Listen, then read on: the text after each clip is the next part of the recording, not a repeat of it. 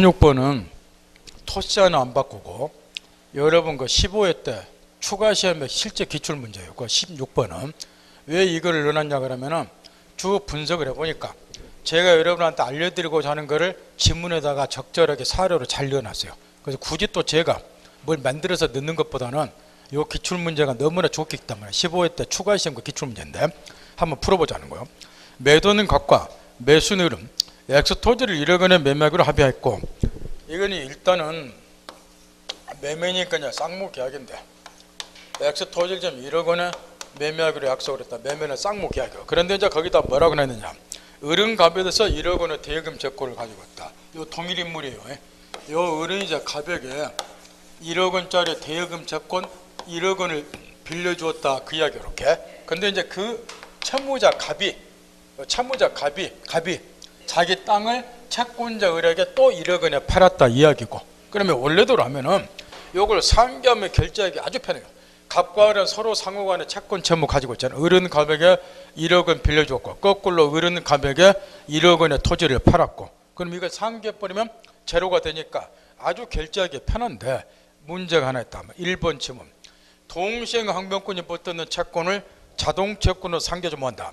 요거는 시험에서 하도 많이 출제 않는데 요즘에는 100% 이렇게 사료로 내요. 100% 사료로. 여기만 보라고 말이에요. 지금 이 매도인이 갖는 1억 원짜리 대금 채권은 요 매매가 쌍무계약이기 때문에, 자, 얘가 소유권 이전 안 하면서 매수인 을에게 대금 지급 청구하면 얘는 네가 소유권 넘길거야 대금 지급 뭐 하겠다. 동시행 항변권 행사에서 정당히 거절하겠죠. 따라서 이 대금 채권에는 매수인 을에 의해서 뭐가 붙었느냐, 동시행 항변권이 붙어 있다고 말이에요. 그러면 동시행 항변권이 붙어있는 채권을 자동채권에서 상계조모한다. 여기 자동채권한 말은 자동채권은 채권이 따로 있다는 소리가 아니고 상계하는 측의 채권을 자동채권 그래. 여기서 이제 이 대금 채권 가지고 상계한다. 그러면 이걸 자동채권을 한다 말이에요. 그러면 여기 동시행 항변권에 붙는 채권을 자동채권에서 상계해서는 안 된다. 이리 이야기한다. 이유가 뭐냐? 보세요. 이 경우에 대금 채권 가지고 바로 상계를 해버리면 얘는 아직 소유권 이전도 안 해줬잖아요. 근데 이걸 가지고 상계해버리면 얘는 소유권 이전도 안 해주면서 대금 1억 받은 셈이 돼버리잖아요. 유시간 편을 빌리면 바로 이걸 가지고 상계해버리면 얘 상대방의 동시행 항변권 행사할 기회조차도 갖지를 못한다는 거야. 그러니까 이거는 상계해서는 안 된다 그 이야기고, 사례로 하도 물어보니까 한 번만 이해를 하면 1번은 틀렸고 2번도 그렇게 중요하다고 노래를 불러줬어요. 을이 동시행 항변권을 가지는 것은 이행기의 채무를 이행하지만 이행지체 빠진다. 틀렸죠. 여기서 중요한 거는 지금 이게 왜 이 문제가 좋다고 내가 넣어놨냐 그러면 1번, 2번 지문을 나란히 수록해 놨기 때문에. 저번 시간에도 내가 가르쳐 줬어요. 동시행 항변권은 항변이라는 명칭에서 알 수 있다시피 동시행 항변권을 뭐 해야 돼요? 주장해야 돼요. 행사해야 돼요. 원용을 해야지 효력이 생기는 거예요. 그럼에도 불구하고 예외가 두 가지가 있어요. 여러분 시험 집중 나오는 동시행 항변권이 존재한다는 것 그 자체만으로 다음 두 가지 효력이 생기고, 이게 따라 시험에 집중 나오는데 그게 1번하고 2번 지문이야. 그래서 이 문제가 아주 잘 내놨더라고 말이야. 1번 동시행 항변권 붙은 채권 장조건 상계하지 못한다. 그 다음에가 2번이라고 말이야. 동시행 항변권이 존재하는 경우는 존재한다는 것 그 자체만으로 행사할 필요조차도 없이 이행지체를 면한다는 거예요. 그러니까 2번 지문도 틀렸잖아요. 그래서 1번, 2번을 출제원이 나란히 수록해 놓은 이유를 깨우치라는 거예요. 그 말 알겠나요? 특히 2번은 100% 속아요. 동시행 항변권을 행사해야만이 지체책임 면하는 거 아니에요. 존재한다는 그 자체만으로 지체책임 면한다. 그래서 2번 지문도 틀렸고, 그래서 1번, 2번은 출제원이 본시험 제가 토시안 안 바꿨어요. 나란히 써놓은 이유는 이 체계를 지금 잡고 있는가 싶어서 지금 묶고 있는 거예요. 동시행 항변권 원칙, 항변의 명치 알 수 없대. 동시행 항변권을 주장해야지 또는 행사해야지 효력이 생긴다. 그럼에도 불구하고 동시행 항변권이 존재하는 그 자체만으로 다음 두 가지 효력이 생긴다. 이런 이야기. 그게 1번, 2번이고, 그 다음에 3번의 경우에 답은 이제 3번인데, 갑이 매도인이 소유권 이전에 필요한 등기서를 급였는데 상대방의 수령을 거절한 경우 얘는 수령지체에 빠지게 되죠.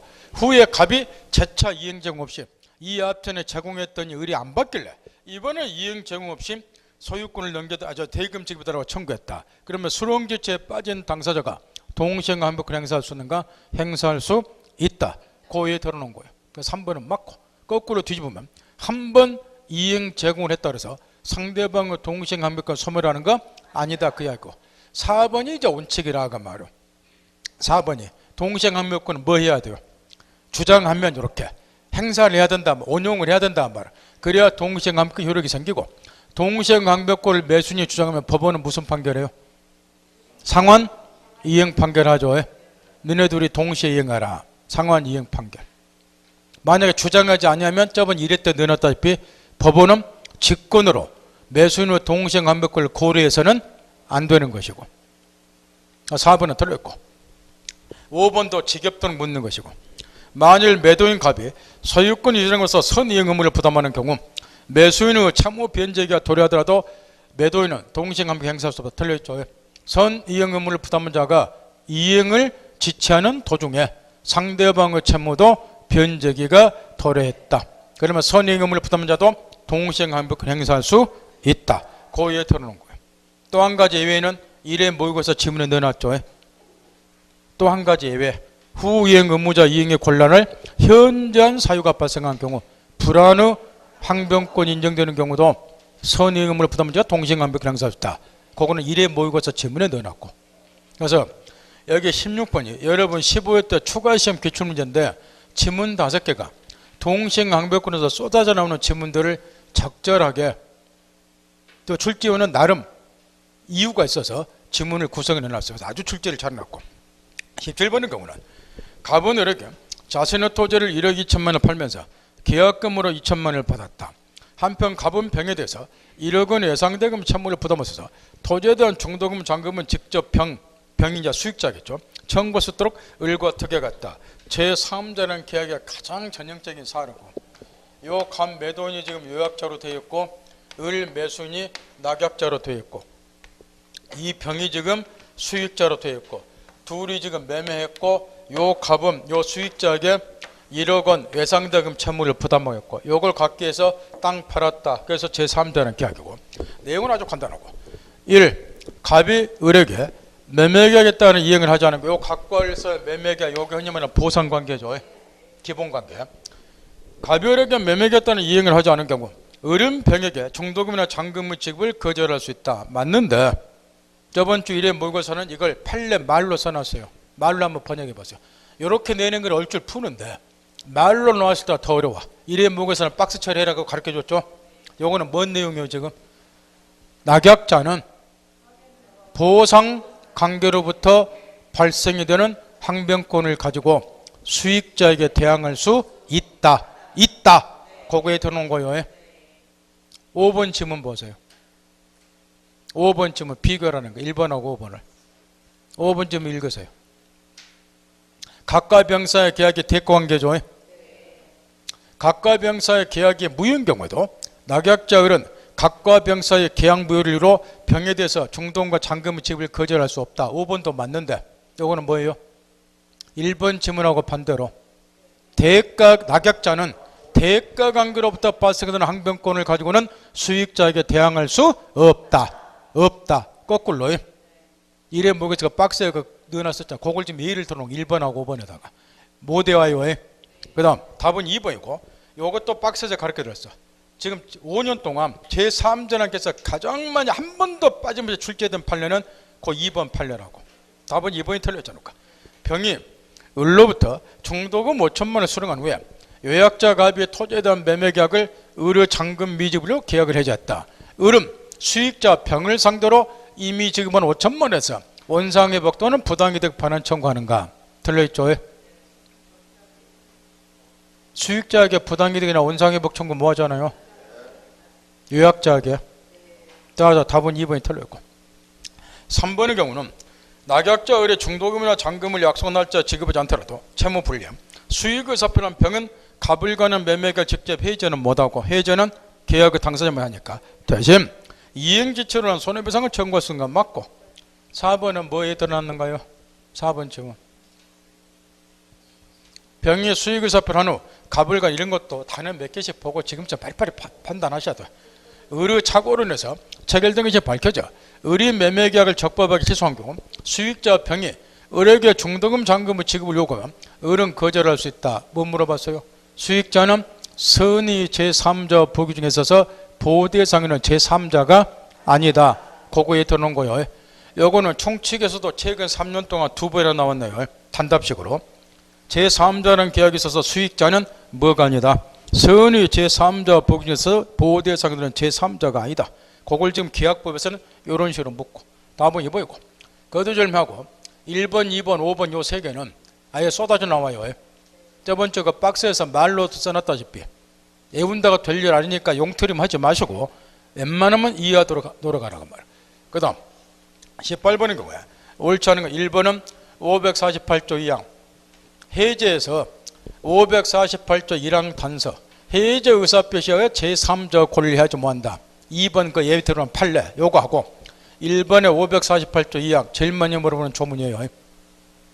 1번 맞잖아요. 2번은 하세요.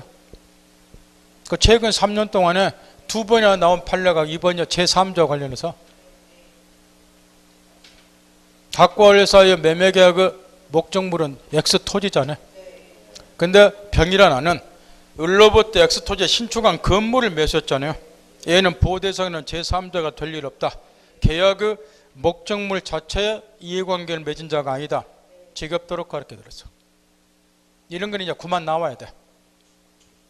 그 다음에 3번은 중도금을 지급한 부동산 매수인도 약정해제서가 발생하면 계약을 해제할 수 있다. 뭐 물어본지는 아시겠죠?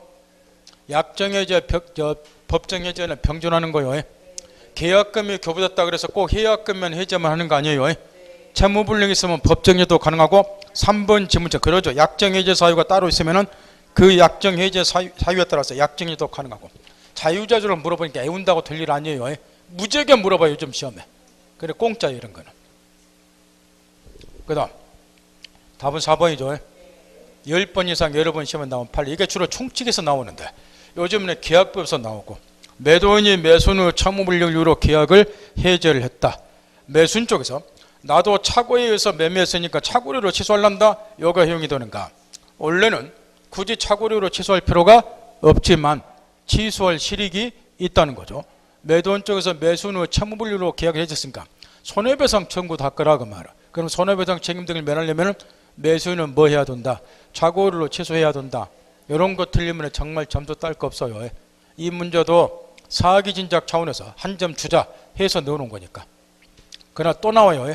5번은 정경일에 드러났죠. 이행지체에 해당이 됨에도 불구하고 정경에 해당이 되면 최고 없이 계약을 해지할 수 있으니까. 그 다음 19번의 경우는 요거는 이제 응용을 좀 해놨는데 아주 간단한 사례를 사고력을 좀 기르려고 여러분 뇌 구조를 좀 바꾸고 시험장 가라는 거예요. 갑은 아주 사례는 간단해요. 을의 강박에 의해서 시가 8억 원 상당의 토지를 2억 원에 매도하였다. 공갈 협박했죠. 8억 2억에 안 팔면 죽여뿐다 그러고. 그래서 이제 시가 8억짜리를 단독 2억 원에 매매를 했다. 공갈 협박에서 이렇게. 그런 다음에 저 을에게 등기 넘어갔고 을이 다시 병인 선이라고 줘놨네요. 선이 병에게 다시 지는 또 8억 원에 팔아먹었다. 얘한테 소유권 넘어갔다. 요소 도래요. 아주 간단한 사례라. 그럼 일단 우리가 생각해 쓰는 거는 얘가 공갈 협박했으니까 1. 갑은 강박을 이유로 일단 취소할 수 있겠죠. 정말 취소하잖아. 그러나 취소는 하되 이걸 가지고 얘한테 대항은 뭐하니까 소유권은 못 찾아와요. 선이 제3자 보기 있는데 여기는 선이라고 줘놨으니까 따라서 1 맞죠? 강박으로 취소하면 되잖아. 그런데 이제 이것도 왜 갔죠? 시험에서 자주 물어본 판례. 강박이 취소가 아니라 무효사에 해당되는 경우도 있다는 거예요. 어떤 경우요? 이자의 공갈 협박 강박의 정도가 워낙에 심해서 토의자가 의사결정의 자유를 완전히 박탈하게 한 경우는 의사표시는 무효로 봐요. 이때 무효는 절대 무효예요. 여기 아주 중요하단 말. 따라서 이게 만약 무효가 되면은 선의 제3자도 대항할 수 있으니까 얘는 소유권 취득 못해요. 이렇게 무효가 될 수도 있고. 따라서 2번 지문도 맞고 그 다음에 3번도 맞고 강박을 이유로 일단 취소하면 선의 제3자 보기정 110조 3항이 있으니까 얘가 선인권 소유권 취득하고 3번도 맞아요. 답은 4번이 틀려있는데 그러면 요 사례에서 병은 선임으로 가분병에게 소유권에 대한 반환 청구를 당연히 행사할 수 없다. 4번이 틀렸네요. 보세요. 이 경우에 만약에 강박이 무효사에 해당이 되면 절대 무효가 돼요. 그러면 무효를 가지고 선의 제3자가 대항할 수 있으니까 얘는 소유권 취득 못할 수도 있고, 그 다음에 이 사례는 동시에 불공정한 법률행위도 해당이 돼요. 불공정한 법률행위. 불공정한 법률에 해당이 되려면 피해자는 궁박, 경솔, 무기험 상태에 있어야죠. 근데 이 궁박의 개념, 경제적인 것뿐만 아니라 정신적, 신체적인 게 다 포함이 돼요. 공갈 협박 당했으니까 정신적, 신체적으로 몹시 공공한 상태 놓여 있고, 그 다음에 객관적으로 4배 차이가 나잖아요. 4배. 그래 이게 동시에 뭐에 해당이 돼? 104조 불공정한 법률로서 무효가 될 수도 있다고 말. 그럼 이것도 절대 무효예요. 절대 무효라고. 불공정한 법률로서 무효인 것도 절대 무효. 따라서 이 경우는 선유도 보호가 안 되니까 강박의 의사표시가 무효인 경우도 절대 무효. 이게 불공정한 법률로서 무효인 경우도 절대 무효. 그러니까 무효를 가지고 선의 제3자에 대항할 수 있으니까 4번 질문 틀려있고, 이제 5번이 문제인데 이게 우리 시험에 나왔을 때 맞힌 사람이 없었어요. 전원이 빵점 맞고 나온 것이 5번인데 이게 지금 불공정한 법률로서 무효가 된다고 방 가르쳐줬죠. 근데 불공정한 법률행위도 104조는 103조 예시 규정이죠. 따라서 불공정한 법률행위도 선량한 풍수나 사일세 반하는 법률행위 일종이에요. 따라서 이 경우에 얘가 토지에 대해서 등기자는 것도 불법원인 급여고, 얘가 반대급으로서 2억 준 것도 불법원인 급여라고 말이야. 이 말 알겠나요? 그러면 이 갑은 을에게 토지 반환 청구할 수 있는가? 을은 갑에게 2억 지급한 거 돌려달라고 청구할 수 있는가? 불법원인 급여 문제가 생겨. 이걸 해결하는 게 우리 시험에 나왔는데 전원이 빵점 맞고 났어요. 하세요. 상식에 있어서 하시면 돼요. 얘는 피해자죠. 얘는 돌려받아야죠. 그래서 두게 된 것이 746조 단서예요. 불법 원인이 누구에만 있는 경우는, 수익자가 있는 경우는 반환 청구할 수 있죠. 불법 원인이 수익자 있는 경우는 반환 청구하잖아요. 옛날에 시간 중에 신문에 나온 사건 예를 많이 들어줬잖아요. 그래서 노인 영감탱이가 돈이 많다 보니까 꽃배 멀켜가지고 돈 갖다 세려 받고, 이런 거는 그 꽃뱀한테 불법 원인이 있으니까 반환 청구할 수 있고, 이런 이야기도 해줬고, 얘는 피해자라고 703조 단서에서 피해자는 얼마든지 부당이득 반환 청구해요. 얘는 보호돼야 되니까. 그 대신 폭리자는 746조 법문에 따라서 불법 원인 급여니까 2억 원에 대한 소유권이 얘한테 넘어가 버려. 반환 청구 못하죠. 그래서 이런 걸 가르쳐줬어. 이 결과는 정말로 법이 잘 만들어졌다고, 우리에게 교훈을 준다고. 나무 공방한 상태를 악용해서 폭리 취하려다 보면 너는 개 박살난다, 그 이야기야. 네가 받은 것은 뭐하고 돌려주고, 네가 준 것은 못 돌려받으니까 개 박살난다. 이런 못된 짓을 하지 말아라. 얼마나 법이 잘 만들어졌냐면, 이 상식을 우리 시험에 출제했더니 예문대로 풀락하니 머리통 깨져불고 다 들고 나왔다고 막 다 틀리고. 5번 질문 집에 가서 연구 다시 하세요. 불법 원인 급여 746조를 연구 잘해. 불공정한 법률도 무엇의 일종이다 딱 전제하고, 선량한 풍속에 반하는 법률 일종이다. 따라서 각 이행하면 불법 원인 급여 문제가 되는데, 피해자는 736조 단서에서 반환 청구하고, 얘는 736조 법문에 따라서 반환 청구 못하고, 그거에 들어오는 거예요. 불법 원인 급여 연구 잘하세요.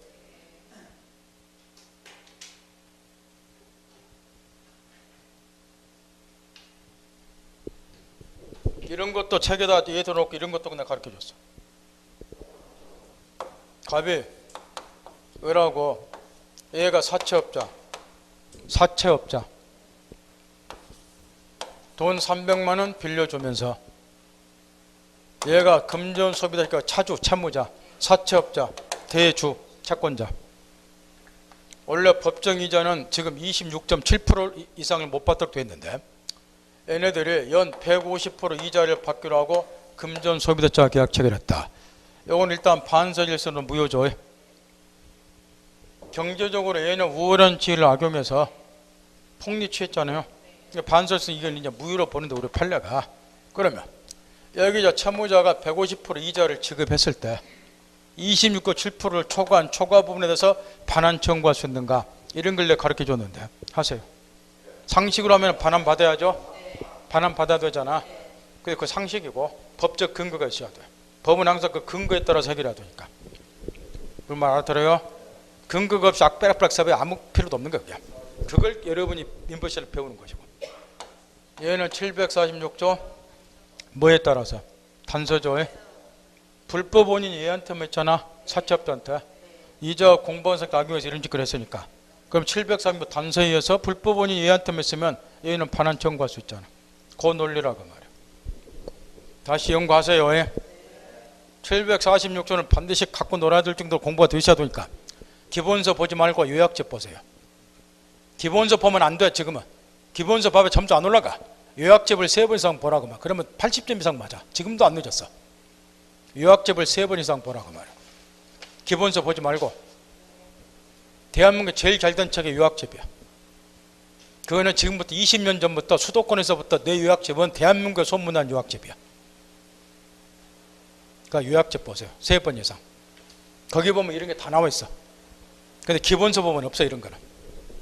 세부적인 판례도 마찬가지. 요약집에 가장 정리가 잘 됐어. 기본서에도 빠져있는 것과 전부 다. 그런 좋은 책 갖고 공부한 여러분이 지금쯤 민법 기본으로 80점 때려야 돼. 전부 다. 그게 안 되고 있잖아요. 왜 안 되느냐? 책을 안 읽었기 때문에. 요약집을 3번 이상 있고 지금은 정독을 반드시 하셔야 돼. 정독 한 번 하면 20점이 올라가요. 처음에는 한 2번은 속독으로 읽고 마지막에 정독을 꼭 한 번 하라고 그랬죠. 그때 20점이 올라간다 말이에요. 19번은 간단하면서 생각을 많이 해야 될 문제예요. 그 다음에 20번의 경우는 갑이 자기 소유 토지를 의뢰에게 매도한 경우 법률구에는 다음 설명이 옳지 않은 것은 1번 판례도 우리 시험에 최근에 몇 번 나온 판례가 가르칩니다. 여기는 가압류라고 됐지만 X 토지에 근저당이 설정됐다 바꿔도 마찬가지고 처분금지 가처분으로 바꿔도 마찬가지고 이거는 이행불능 아니에요. 물론 매도인은 완전한 소유권을 넘겨줘야 되니까 가압류나 근저당이나 처분금지 가처분인기를 다 말소시키고 넘겨줘야 되지만 요게 설정에 따라서 이행불능은 아니다 그 말이에요. 요걸 변제하고 말소시키면 되니까. 따라서 매수인은 즉시 계약 해지 못해요. 이행불능의 문제는 발생하지 않는다고 이제 그거 예도는 거고. 답은 2번이 틀렸는데 매매계약 의무가 전부 이행된 후 매매계약이 취소됐다. 그러니까 매매가 무효 취소가 된 경우도 201조부터 203조 점유자 회복자 관계에 관한 규정이 적용된다. 이래 목에서 때부터 가르쳐 줬는데 그러면 X 토지를 이제 매수인이 반환해야 되고 얘가 점유자죠. 그러면 선의 점유자는 민법 201조 1항에 의해서 뭘 취득하라고 되어 있어요? 과실취득이 인정이 되죠. 따라서 201조가 종돼서 과실취득권이 인정되더라도 여기까지는 완벽하게 맞아요. 그죠? 그런데 매도인도 이제 매매득은 반환해야 될 거 아니에요? 그잖아요. 그럼 이건 이제 부당이득 반환으로서 매매득을 반환할 건데 문제는 얘가 매매득을 1억 받았는데 거기에 이자 등이 발생이 됐더라고 말이에요. 그거 어떻게 해야 되는가? 그거 반환해야 되는가? 반환할 필요가 없는가? 그거 묻는 거예요. 이 금전에 대한 이자도 뭐라고 불러요? 그러죠. 과실이라고 불러요. 법정 과실 그래. 금전에 대한 이자도.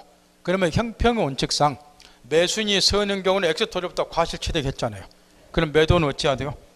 매매대부터 생긴 과실, 법정 이자는 공평 원칙상 매도인이 가져야 되고 반환해 줄 필요가 없어야지 공평에 맞지 않겠냐? 그 이야기예요. 그 이자도 법정 과실이라고 그래요. 그러니까 2번 질문이 틀렸다고 말이에요. 3번은 이 판례는 꼭 알고 와야 돼요. 587조. 이 조문은 꼭 점검하라고 내가 나올 때마다 신신당부하는데 지금 이 건물에 대해서 두 사람이 매매를 했다. 매매득금 1억 원으로. 그러면 이 목적물 이게 587조, 580조는 꼭 점검해야 돼. 과실 기소에 관해서. 이 매도인이자 목적물을 인도할 때까지는 목적물 생긴 과실은 매도인이 취득하는 거예요. 그런 다음에 이제 거꾸로 매수는 대신 목적물을 인도받을 때까지는 대금에 대한 이자는 지불할 필요가 없다. 이렇게 587조의 규정을 나왔어요. 따라서 목적물을 인도할 때까지 매도인이 취득한 과실하고 매수인이 그때까지 부담해야 될 대금에 대한 이자는 일단 상기하는 것으로 보자. 이런 취지니까 만약에 매수인이 매매대금을 이미 완납해야 돼요. 완납을 하게 되면 목적물을 인도하기 전에 가서 매도인이 과실 취득하면 얘가 부당하게 이득 취하잖아요. 이 대금을 이미 안납을 했기 때문에, 따라서 대금으로 안납한 이상 목적물을 인도하기 전이라도 이때는 이제 과실취득권이 당연히 누구한테 넘어가야죠? 매수인에게. 고개 팔려니까 이런 것도 틀리면 절대로 안 되는 거고. 4번은 물권법 할 때 나올 때마다 주지를 시켜줬어요. 4번 판례는 을이 갑으로부터 X 토지를 인도받아 점유 사용한 경우에 그 명의로 이전 등기를 경력에 따라서 을이 미등기 매수인이라고 말이야. 그러면 갑은 을에게 소유권에 기한 물권적 반환처권 행사 못하죠? 그거는 물권법에서 한 5년째 나오고 있고, 왜 못해요? 점유할 수 있는 권리가 을에게 있으니까. 매매 효력으로 을은 점유할 수 있는 권리가 있으니까. 근데 아직 안 물어본 것이 4번 지문이라고 물권법 공부할 때 지겹도록 가르쳐 들었어. 갑은 을에게 부당이득 반환 청구도 한다, 뭐 한다? 뭐 한다. 여기까지 기억하시라고. 물권법, 물권조건 공부할 때. 이유는 마찬가지야. 매매 효력으로 이 토지를 매수인이 뭐 할 수 있으니까, 점유할 수 있는 권리 가지고 있으니까 정당한 권한에서 점유하잖아. 부당이득 아니잖아. 물권법에서는 갑은 을에게 소유권에 기인한 반환 청구 뭐 한다? 요걸 드립다 5년째 물어봤지만, 부당이득 반환 청구도 뭐 한다? 요걸 물어볼 참이니까 신경 쓰라고 나올 때마다 주지시켜 들었어. 나올 때마다. 5번은 이 앞전 시험에 나와버린 판례고, X 토지가 토지거래 허가권 내에 소지하는 토지라면 매매계약 체결후 계약금만 수수한 당사 거래 허가를 받다 하더라도 이행에 착수한 것은 아니니까 여전히 매도는 2배 돌려주고 해지할 수 있다. 그 판례고, 계약금에서 요 판례만 유일하게 그동안 안 나오고 있다가 재작년부터 요 판례가 또 마지막 나오고 있고, 답은 2번밖에 없고. 그 다음 21번의 경우는 아주 간단한 사례였고, 을은 갑으로부터 2010년 3월 1일 기간의 약정 없이 토지를 임차한 뒤 그 지상에 건물 한 채를 신축했고, 갑은 임대인 2015년 2월 1일에 을에게 해지를 했다. 각관리사의 법령과 옳지 않은 것은 1. 임대인 해지가 기간의 약정이 없는 임대차 해지 통고한 경우, 존속権약정하지 않은 경우는 635조에 의해서 조문 꼭 외워야 돼요. 당사자가 언제든지 해지 통고를 하죠. 이때 임대인 해지 통고하면 해지 기간이 부동산이니까 6개월이에요. 그 기간 반드시 외워야 돼. 635조. 따라서 1번 맞고. 2번의 경우에 갑을사 임대차 가격에 참호불량으로 해지되는 경우도 임차인 임대인에게 지상매초권 행사할 수 있는가? 안 되죠. 원래 지상매초권은 1차적으로 계약갱신 청구를 먼저 하고, 이에 대해서 갱신 거절하면 2차적으로 지상매초권 행사하는데, 이 경우에 임대인 쪽에서 계약을 해지해버리면 임차인은 처분리로 임차인 쪽에서 갱신 청구할 끄덕이 없으니까 이걸 전조하라 매수권권 행사할 수 없다. 이런 논리예요. 따라서 2번도 기초문제를 하도 물어보고, 3번 갑을사의 임대차 계약에서 건물 철거나 합의가 존재하더라도 지상물 철거나 합의가 지상물 매초권에 관한 643조는 시험에서 가장 많이 물어보는 강행 규정 중에 하나예요. 따라서 임차인에게 불리한 것은 다 무효니까 매초권 행사할 수 있다. 그 이야기고, 4번의 경우에 건물 매초권을 갖는 임차인이 그 권리를 행사하는 거야. 임대인은 거절할 수 없으니까. 이건 형성권이에요. 거절할 수 없으니까 답은 4번이 틀렸고, 5번은 이렇게 이제 존속기한을 약정하지 않고 임대인이 해지 통고해버리면 이미 해지 통고했다 그 말 갱신해 줄 의사가 없다는 소리니까 갱신 청구할 필요조차도 없이 곧바로 매수조건 행사할 수 있네요. 그래서 이 사례가 존속기한 약정하지 아니한 사례가 시험에서 많이 나온다. 이유를 가르쳐 줬고. 5번은 맞잖아요.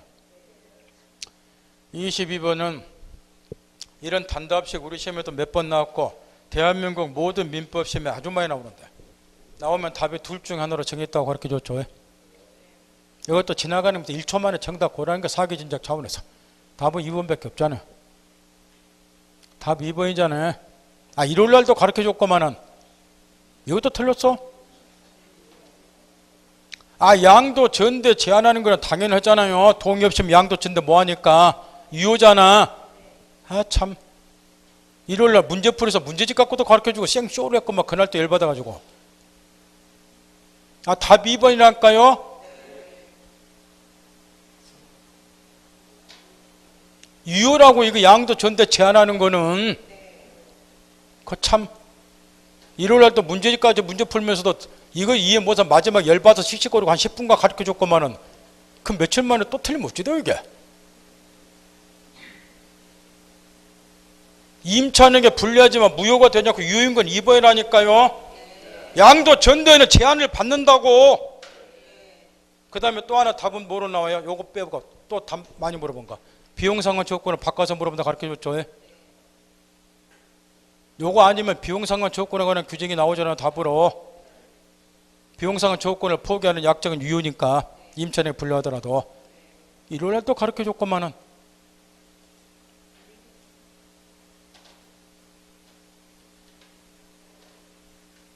공부를 좀 어떻게 해요? 에? 아, 일요일날도 가르쳤단 말 오후에. 그때는 내가 열받았잖아요. 지금 몇 번을 가르쳐줘야 알아들으시냐고. 문제집에서 문제 2개를 확인해서 검토해봤잖아. 우리 문제집까지 펴놓고. 에? 그게 틀리면 어찌되고 그게. 며칠 만에. 강의 시간에 뭐 하는가 모르겠어. 에? 그 파란 책자에 그 문제집에도 들어있잖아요. 그때도 가르쳐줬자 답 딱 둘 중에 하나로 나온다고. 그 확인해보니까 그날 또 헤매가지고 그때 내가 한 10분간 열받아갖고 혈압이 한 200 오르면 오늘 똑같은 일 또 버리잖아요. 며칠 만에. 에이?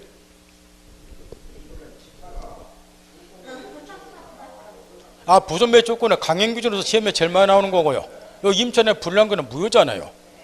무효가 되지 않는 건 물어봤잖아요. 거꾸로 유효 물어봤잖아요. 지금 뭐하고 있어요 지금? 에? 지금 뭐하고 계시냐고.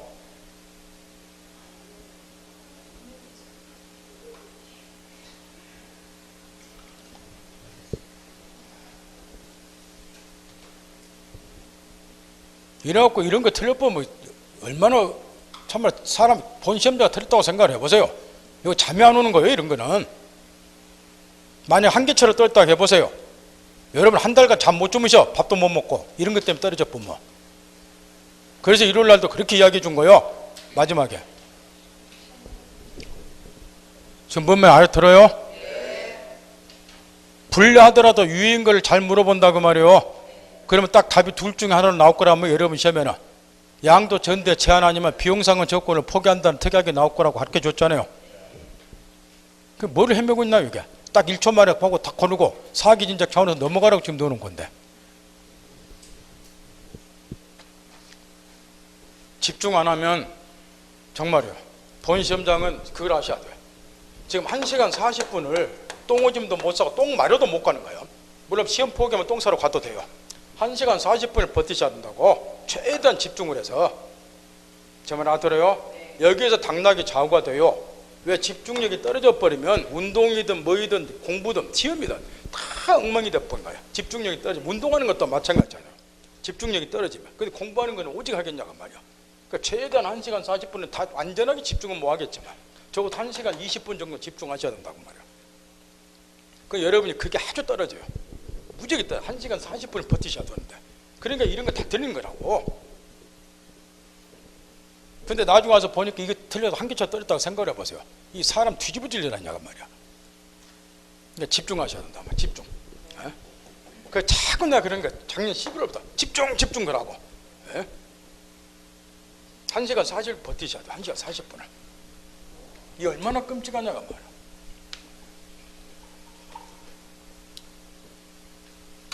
그래도 1차는 좀 낫잖아요.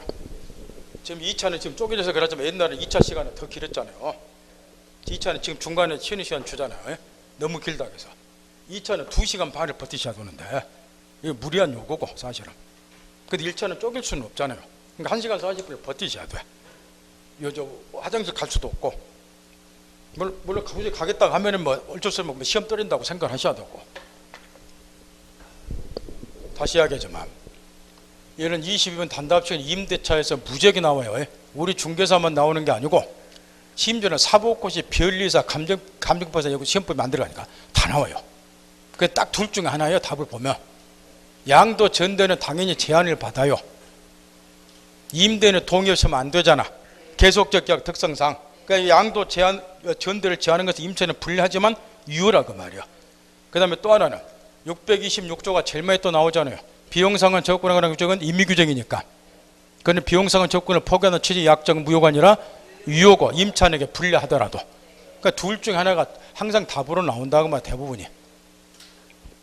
그 다음 그냥 두 번 다시 본 시험장 가서 안 틀리더라. 우리 시험에도 이 비슷한 것이 3번 나와. 3번 단답식으로. 최근에만도. 그래서 또 넣어놓은 거 지금. 일요일날 그렇게 가르쳐주고. 그 다음에 23번은 두 번 다시 속으면 안 된다고 말이야. 첫째, 묻는 물음을 잘 보셔야 돼. 여기는 무효가 되지 않는 거 그랬어요. 그 다음에 밑에 지문에서 있다 없다 이런 걸 잘 보셔야 돼.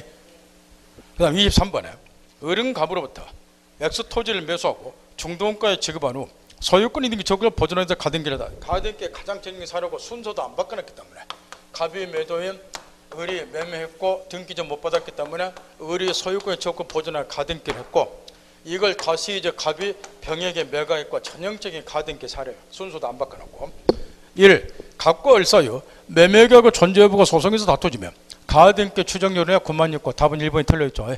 가등기는 본등기하고 달리 추정력 인정이 안 돼요. 그래서 1번은 틀려있고 2번의 경우는 을은 가등기만으로 병명이 전등기 말소를 구할 수 없다. 이 가등기는 본등기를 하기 전에 일체의 실제부의 효력이 인정이 안 되기 때문에 내가 소유자다 그래서 본등기 하기 전에 얘 등기 말소 청구 당연히 못할 것이고 그 다음에 을의 본등기 청구과 본등기 절차요. 원래 의무자가 갑이니까 갑을 상대로 해서 본등기 청구하고 본등기가 되면 본등기 순위는 가등기 순위하니까 얘가 소유권 취득 이자 등기는 등기관이 직권 말소시키는데 한 가지 주의할 거는 따라서 3번 지문하고 5번 지문 두 개는 당연히 맞는데 3번하고 5번 지문은 이 본등기 절차에 관한 것은 옛날에는 등기법에 이에 관한 규정이 없기 때문에 판례가 이렇게 이야기를 했지만 2011년도 등기법 개정하면서 이제는 판례가 아니라 가등기에 의한 본등기 절차에 관해서 종래 판례 이론하고 동일한 내용의 법규가 새로이 도입이 됐다는 거예요. 지금은 판례가 아니라 등기법 규정에 따라서 이렇게 따라서 4번 지문 당연히 맞고 24번에 근저당과 관련해서 답은 누구나 쉽게 맞춰 1번인데 근저당권의 경매 신청되면 배담보채권이 확정이 되죠. 더 이상 거래할 의사가 없다는 거니까. 배담보채가 확정된 경우 확정 전에 발생한 원본 채권에 관해서 확정 후에 지문 잘 보셔야 돼요. 확정 후에 발생하는 지연손해금 채권은 근저당으로 담보가 돼요. 다 틀려있고 그 대신 어떤 거는 더 이상 담보가 안 되는 거예요. 확정 이후에 새로운 거래관계에서 발생이 되는 원본 채권은 더 이상 근저당에서 더 이상 담보가 안 되는 거예요. 근데 이자는 계속 발생이 되잖아요. 그러니까 최고의 그 보임에서는 여전히 근저당에서 담보가 될 것이고 2번의 경우는 근저당이 유효하게 성립하기 위해서 근저당 설정 계약 이외에 기본적인 계약, 계속적 거래관계에 있어야죠. 계속적 상품 공급 계약에 대한 당좌, 대울계약, 할인계약 이런 것들 따라 2번 맞고 3번의 경우는 뭐 물어보겠나요? 선순위 근저당권 확정된 배담보채권에게 채권 채굴을 초과하는 경우 후순위 근저당권자 물어봤네요. 후순위 근저당권자가 선순위 근저당권을 소멸시키고 자기 순위를 올리고자 한다. 그때 채무자를 대위해서 변제를 줬는데 얼마를 갚아야 되는가? 여기 지금 갑이 선순위 1번 근저당권자, 병이 2번 근저당권자고 얘가 얘를 대해서 변제하고 순위를 끄집어 올리고자 한다. 근데 채권 최고 한도가 1억인데 실제 발생한 채권액은 1억 3천이다. 얘는 얼마를 갚아야 되는가? 여기까지 우리 시험에 나왔다고 가르쳐줬는데 가장 최근 판례로서 얘는 364조에서 변제할 자가 아니라 469조 2항에서 변제할 자니까 제3취득자 아니라는 거죠. 따라서 얘는 최고액만 변제하면 안 되고 469조 2항에서 차무 전액을 변제해야 된다. 그 이야기죠. 조문 갖고 놀아겠네요.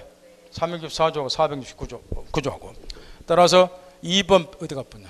3번 판례까지 완전히 우리 시험에 출제가 됐고 그 다음에 4번의 경우는 직업도로 가르쳐드렸고 경매 신청이 피담보채권 확정이 되고 나중에 채무자가 임의로 변제해서 채권자가 경매 신청 취하하더라도 채무 확정 요건은 뒤집어지지 않는다. 그 이야기고 5번의 경우는 근저당권자와 근저당을 설정한 채무자 관계 요 근저당 설정자 채무자와 근저당권자 이 경우는 얘네들이 변제할 때는 최고액만 변제하면 일부 변제에 불과한 거예요. 뭐 해야 돼요? 전액 변제해야지 얘네들은 전액 그래야지 말소도 시키고 따라서 5번 질문 당연히 맞고 총액이 근저당권은 채권 최고액 넘더라도 채권 전부 변제가 있을 때까지 근저당권으로게 잔존처음에 미친다 맞잖아요. 따라서 답은 1번이니까 그냥 쉽게 그냥 고르고 한 점 먹고 넘어가라는 거예요. 그 다음에 25번의 경우는 어른 갑소유 주택에 대해서 전세금 1억원, 존속기간 2년으로 하여 전세권을 설정해서 자신의 명의로 전세권 설정된 길 격려하였다. 갑 전세권 설정자, 을 전세권자. 그런 다음에 구 전세권자 을은 지방으로 발령이 나자 위주택을 갑의 전세권 설정자 동의 없이 다시 병에게 전세 놓고 그럼 병이 전 전세권자. 순서는 아주 간단해요. 갑이 전세권 설정자, 갑이 전세권 설정자, 을이 전세권자, 그 다음에 병이 전 전세권자. 여기가 원 전세권자, 전 전세권자, 전 전세권 설정자 차렸다. 순서 갑을 병. 어디가? 이에 따라 병이 전 전세권 설정된 경우였다. 이에 관한 다음 설명 중 옳은 것은 일단 전세권의 경우는 설정행위에서 금지하지 않는 한 설정자 동의 없이 자유롭게 전세권 양도 전전세 다 하죠. 따라서 1번 질문 갑의 동의 없더라도 유효하게 전세권 취득한다. 맞고 그래 설정행위에서 전전세를 금지시키면 전전세는 뭐 하는 거예요? 금지 특약이 없는 한 자유롭게 하고 그 다음에 전전세권 존속기간은 원전세권 존속기간 초과하면 안 돼요. 전전세금은 원전세금 초과하면 안 되니까 병의 전전세권 존속기간 3년으로 정하더라도 원전세권 존속기간 몇 년이니까 2년이니까 2년을 보면서 유효하다. 전세금도 1억 초과하면 안 되고 그 다음 답은 3번이 틀려있는데 이걸 가르쳐주기 위해서 내놓은 거예요. 일요일날도 내가 이걸 가르쳐줬는데 전전세하고 전대차 차이점 중에 하나가 3번 질문이죠. 일요일날 또 가르쳐줬잖아. 전전세는 요 두 놈 사이에서 일체의 권리무가 없잖아요. 전전세는 왜요? 전세금을 일시금으로 딱 지불해버리면 얘는 더 이상 얘한테 뭐 받을 거 없잖아. 근데 전대차는 임차인이 차임받고 임대인에게 줘야 되는데 지는 받고 얘한테 안 줄 수 있으니까 임대인이 직접 얘한테 뭐하라? 차임지급 청구하라. 이렇게 돼 있잖아. 그 차이 깨우치라고 가르치고 일요일날도 집중 가르쳐줬고 다음은 3번이 틀려있잖아. 전대차하고 전전세 차이점. 이것도 틀렸나요?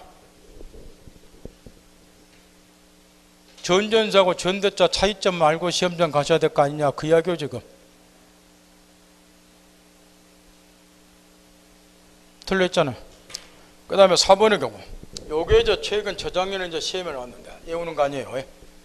따라서 여기서는 3번하고 4번 요 두 개를 깨우치러 지금 넣어놓은 건데 전전세하고 전대차 차이점 깨우치고 시험장 가야 되고 그 다음에 이제 이 전전세권자도 전전세금 매수로 경매 청구가 가능한가? 요거는 상식으로 외우는 거 아니니까 먼저 얘가 전전세금 반환을 지체했다. 다시 이야기해요. 요 둘은 일체의 권리무가 없는 거예요. 전전세금 존속기간 이렇게 전세금 반환 청구하고 이렇게 목적을 반환하고 일체의 권리무가 없으니까. 근데 이제 얘가 전전세금 반환을 지체했다. 그럼 얘도 경매 청구할 수 있어야 되는데 일단은 경매 청구는 가능해요. 그런데 전전세권자 경매권은 원전세권에서 당연히 제한을 받아요. 예를 들어서 원전세권 존속기한이 아직 만료되기 전이다. 요 기간이 요거 초과하면 안 되니까 만료되기 전도 많이 있겠죠. 그런 경우는 얘가 경매 청구 못하고 더 나아가서 원전세권 존속기한이 동시에 만료되는 경우는 있겠죠. 요 기간이 요거 초과하면 안 하면 되니까. 근데 동시에 만료됐는데 얘는 즉시 전세금을 얘한테 반환해 줬다. 근데 얘는 반환하더라. 이런 것도 경매하면 안 될 것이고. 따라서 전전세권자가 경매 청구 허용이 되려면 그 반대해야 되겠죠. 원전세권 존속기간도 동시에 만료가 됐는데 원전세권 설정자가 원전세권자가 전세금 반환을 그래야지 지체했을 때. 그래서 얘도 안 했다. 이럴 때만 경매 청구하겠죠. 그게 4번 지문이야. 5번 308조고. 그 다음에 지역권. 이것도 그냥 얼른 답 한 개 고르고 넘어가라고 사기 진작 차원에서 답을 1번으로 해놨고 26번은 답이 1번이잖아. 저당권과 더불어서 지역권은 점유가 수반되지 아니하는 물건이기 때문에 물건적 청구권 세 종류 중에서 뭔만 인정이 안 돼요? 반환, 정구만 인정이 안 된다. 그거 예터를 놨잖아. 이런 것도 틀렸어요. 진짜 이런 거는 5초내에 맞추고 넘어가셔야 돼. 정말 틀리면 이거는 참 어떻게 할 수가 없어. 그럼 매번 나올 때마다 가르치는 지역권 나오면 저당권도 같이 이야기해주고 저당권 나오면 지역권도 똑같이 이야기해주고 물건적 반환 청구 인정이 안 된다니까요. 지역권은 1번이 틀려 있잖아요. 또 승역지가 뭔지를 몰라서 헤매고 있었나요? 그러면 더 답답해지고 엄청 답답해져 버리고. 그러니까 여러분이 알아서 하고. 문제는 지역권은 시효체득의 시험에 집중 나오는데 지금 3번 지문 판례 때문에 이 문제 넣어놓은 거예요. 나머지는 여러분은 다 아셔. 근데 앞으로 시험에 나오면 3번이 나오게 돼 있다고. 여기 최근 판례니까 그거 알으라고 넣어놓은 건데 그 답은 그냥 쉽게 줘버려. 근데 답부터 틀려보면 어찌 되냐 말이야. 예?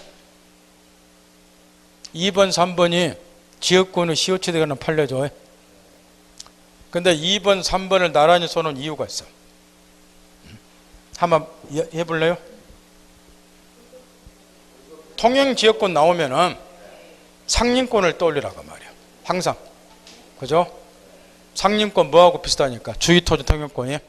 일부러 그거 떠올리라고 2번 3번 나란히 써놓은 거라고. 아직도 눈치 못 채요?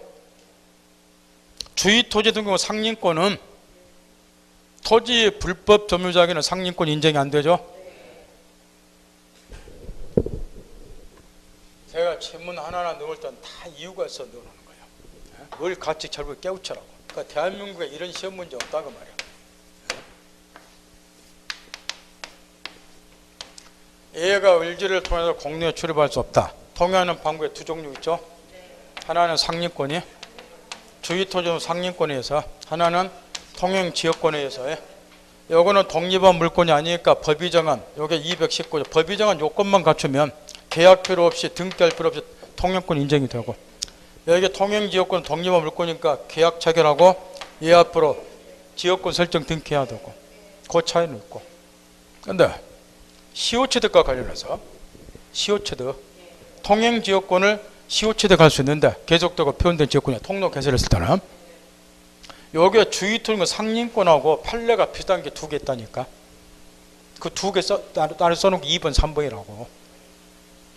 주의토지권 상림권은 요 불법 점유자라든가 명의신 땅에서 신탁자인 인정이 안 되잖아요.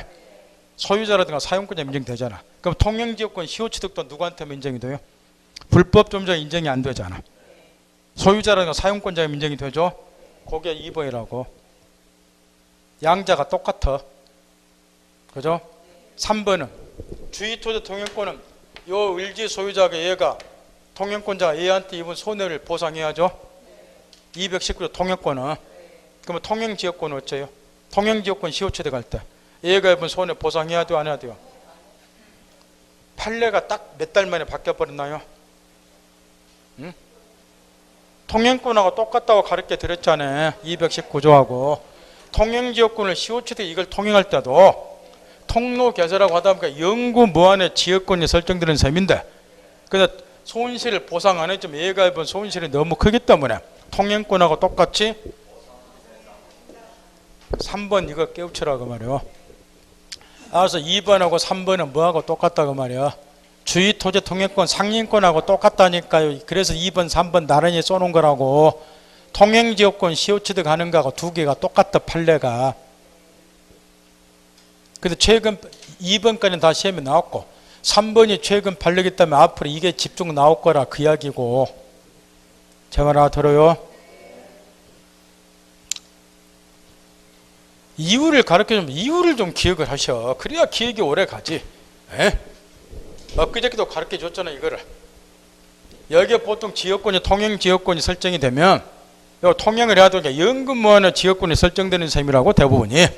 근데 통행지역권 시효취득했을 때 얘가 입은 손해를 보상 안 해주면 승역지 소유자는 장기간에 걸쳐서 엄청난 불이익을 입잖아요. 그걸 감안해서 우리 최근 판례는 통행권자하고 마찬가지로 얘가 입은 손해를 통행지역권 시효취득에 보상을 해야 된다. 이렇게 판례가 나왔다고 가르쳐 주었잖아요. 문제집에서 문제 풀 때 가르쳐 주고 얼마 전에 뭐 할 때도 가르쳐 주고.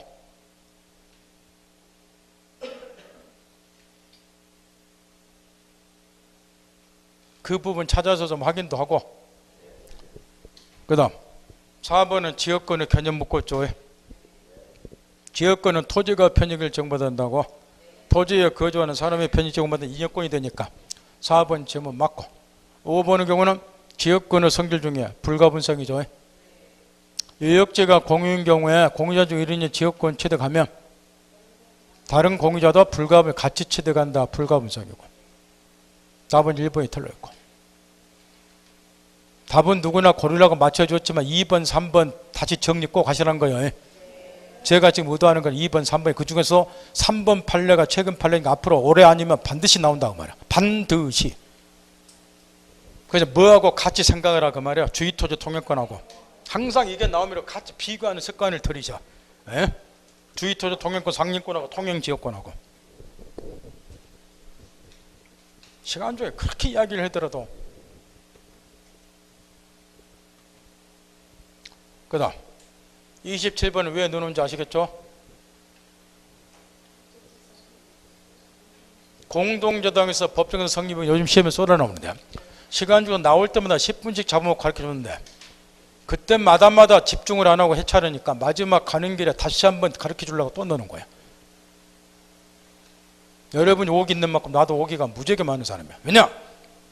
여러분이 이런 건 모르고 가서 떨어져 버리면 내 명예에 손상이 가기 때문에 나는 합격시킬 의무가 있어. 의무가. 여러분을 위해서, 나 자신을 위해서도. 정말로 쪽팔려 버려 여러분이 떨어지면.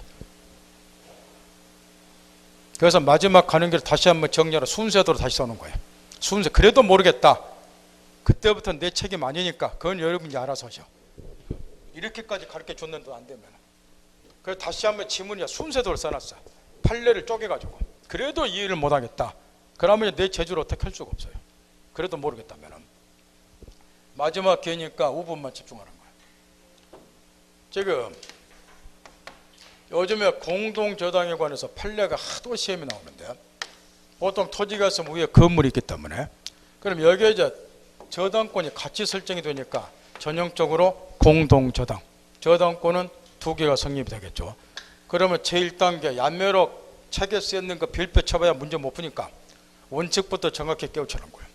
참모자가 변제 안 했다. 얘는 토지하고 건물 2개에 대해서 모두 경매 청구한다. 건물은 A가 낙찰받았다. 토지는 B가 낙찰받았다. 저당권 실행 결과 소유자가 달라했다. 그럼 일단 공동저당의 경우는 건물 소유자에게 360조 법정에서 일단 성립이 되고 따라서 얘는 A한테 철거 청구 못해요. 왜 그랬느냐? 이유가 중요하다고 내가 눈에 가르쳐줬고 그 이유를 묻는 거야. 공동저당에 관한 법정에서 판례가 좀 썰어놓는데 이유는 딱 하나야. 원리를 깨우치었나 그것만 알면 돼. 따라서 이거는 공짜 문제니까. 왜 법정에서 성립하는가? 이유가 뭐예요? 성립하면 이거 철거 못 시킨다고. 그럼 토지 낙찰대금 떨어지죠? 그러면은 얘는 토지 매각된 가지고 채권에서 다 모한다고 말이야. 해소하지 못한 부족분이 생기는데 이 부족분은 뭐 가지고 해소하면 돼요? 건물 매각된 가지고 해소하면 되니까 건물 소유자에게 법정에서 성립되더라도 얘한테 불리할 것 없다. 그 이유요. 요게 1번 지문이에요. 1번 지문 순서대로 써놨어요. 1번부터. 일단 법정이자권 성립해. 2번 지문. 2번은 이제 요 건물을 뭐 했다? 철거시켰다는 거예요. 얘가 이제 건물 공동저당이 설정이 되는 상태에서 건물을 뭐 했다? 철거. 얘가 철거시켰다 그 말이에요. 그런 다음에 나중에 다시 건물을 신축을 했어요. 그런 다음에 신축 건물에 대해서 토지 저당권하고 동순위 저당권을 다시 설정을 해줘서 얘가 건물 짓고 여기 다시 이렇게 그럼 1번처럼 됐죠? 원래대로 마찬가지로 변제나 2개 경매 들어갔다 아까하고 동일한 이유로 건물 소유자에게 법정 성립돼. 그게 2번 지문이야. 순서대로. 그렇잖아요? 그 다음에 3단계. 2번은 이 동일한 사안에서 얘가 또 건물을 철거하고 건물을 신축을 했는데 이번에는 신축 건물에 다시 저당권이 설정이 안 됐어. 3번 지문 보세요. 기존 건물을 알고 새 건물을 신축한 경우 이와 같은 특별한 사정이 없는 한 2번은 뭐였어요? 이 신축 건물 얘한테 다 저당권 설정했다 그 이야기죠. 그와 같은 특별한 사정이 없는 한 건물에 다 저당권 설정 안 해줬다고 말이야. 이 경우도 만약에 이제 순서를 밟으면 이 경우는 이제 이 건물 신축 건물은 저당권의 설정이 안 됐으니까 얘는 토지만 경매하겠죠. 정신 차리고 이해했나요? 토지만 경매하잖아. 여기 저당권 설정 안 됐다고. 경매 결과 토지는 낙찰자에게 건물은 A한테 얘가 소유자니까. 그러면 A한테 법정에서 성립되는가? 또 순서 밟아라. 성립된다고 가정하면 또 철거 못 시키죠. 토지 낙찰대금 떨어지죠. 그럼 토지 매각대 해소 못하죠. 해소하지 못한 부족분은 1번하고 2번에서는 요것 갖고 해소했는데 이번에 요것 갖고 해소 뭐 하잖아. 저당권 설정 안 됐어요. 그게 3번 지문이에요. 3번 지문. 알아듣나요? 이게 기본 원리야. 1, 2, 3번이. 그러니까 이제 4번, 5번이 나오는 거예요. 4번은 등기부가 건물은 공동저당이 똑같이 설정이 됐는데 건물이 현존이 있어요. 이게. 근데 마치 건물이 뭐한 것처럼 멸시된 것처럼 이 지구상에서 사라진 것처럼 건물 등기부가 폐쇄가 됐다고 말이야. 실제로 건물이 있는데 그럼 돈 안 갚았다. 얘는 이제 토지만을 경매했겠죠. 저당권 실행결과 소유자 다를 때 이 건물 소유자에게 법정에서 성립되는가 그 이야기인데 똑같은 논리가 적용이 돼. 성립되면 토지 매각되면 떨어져요. 해소하지 못한 부족분 생기죠. 그러면 얘는 건물 매각된 가지고 여기서 해소하지면 부족분 해소가 되는데 그게 가능하면 법정이사건 성립. 여기서 해소하지 못한 부족분을 건물 매각된 가지고 해소할 수 없으면 법정이사 성립되면 안 되는 것이고. 4번 등기부 폐쇄 어찌해야 돼요? 일단 법정이사건 성립되면 토지 낙찰대금 떨어져요. 그럼 토지 매각된 거 채권으로 다 모을 거 아니에요. 그럼 얘는 건물 매각된 해소해야죠. 근데 건물이 지금 있음에도 불구하고 폐쇄되어 있어 등기부가. 그럼 어찌해야 돼요? 얘가 요것 가지고 부족분 해소할 수 있는가를 찾으라고 말이야. 할 수 있다는 거야. 어떻게 하면? 등기부식 동원. 등기 기록을 다시 부활하는 절차를 거쳐서 요 건물에 대해서 저당권 실행하면 여기서 해소하는 부족분을 여기서 해소가 가능하니까 법정기사 성립받아 상관이 없다. 등기 기록을 다시 부활하는 절차를 밟아서 건물에서 경매가 가능하다는 거죠.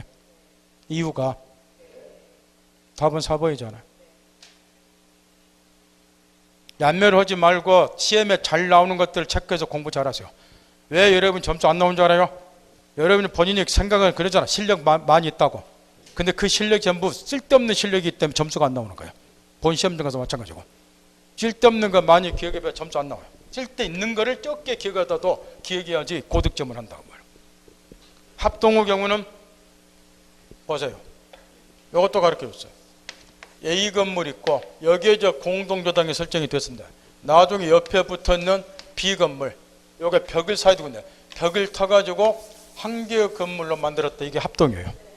그러면 나중에 여기 저 양자가 경매 들어갔을 때 토지 낙찰대금 또 떨어진다. 법정에서 건물 소유자가 법정에서 성립되면 낙찰대금 떨어진다. 부족분 있다. 그럼 부족분을 건물 매각대금 해소할 수 있는가 그걸 따져야 되는데 건물이 합쳐진 경우는 건물 매각대금에서 여기서 해소하지 못한 부족분을 해소할 수 있다는 거죠. 이건 어떻게 가르쳐 줬나요? 두 개가 합쳐지면 이 한 개의 건물에 대해서 원래 A 건물이 차지하는 지분 비율이 있겠죠. 면적이 똑같다면 2분의 1 이렇게. 그럼 이 공유 지분 위에 저당권이 그대로 존속하는 셈입니까? 요걸 경매해서 여기서 해소하지 못한 해소하면 돼요. 그러니까 법정이사건이 건물 소유자에게 성립하라도 상관이 없다 이야기야. 다음 뭔만 깨우치면 돼. 또 이야기했지만 법정이사 성립되면 토지 낙찰자는 건물 철거 못 시키기 때문에 토지 매각대금이 다운이 되는데 이때 토지 매각대금까지 해소하지 못한 부족분을 건물 매각대금 해소할 수 있는가 그것만 확인하라고. 해소할 수 있으면 법정에서 성립해도 상관이 없고 해소 못하면 얘가 박살나잖아요. 법정에서 성립하면 안 되는 것이고 그걸 하나만 깨우치라면 그러면 한 문제 건져. 그것도 못 하시겠냐고 말이야. 그래서 일부러 판례를 쪼개서 1번, 2번, 3번, 4번, 5번 단계별로 쏘는 거야. 이래도 나는 못하겠다. 그러면 저 원망하지 말라고 말이야. 그건 여러분 잘못이야. 공동저당 법정자 이렇게 자세히 가르쳐준 선생이 대한민국에 나 혼자밖에 없으니까. 근데 단언컨대. 다음 몇 번이에요? 4번이. 근데 하나만 물어봅시다. 26번하고 27번은 맞췄어요? 진짜로? 26번 1번 맞추시고 다행이고 27번 4번 맞추셨어요? 그러면 다행이고 그럼 맞추라고 넣어놓은 거 26번 27번 좀만 쉬었다 하죠.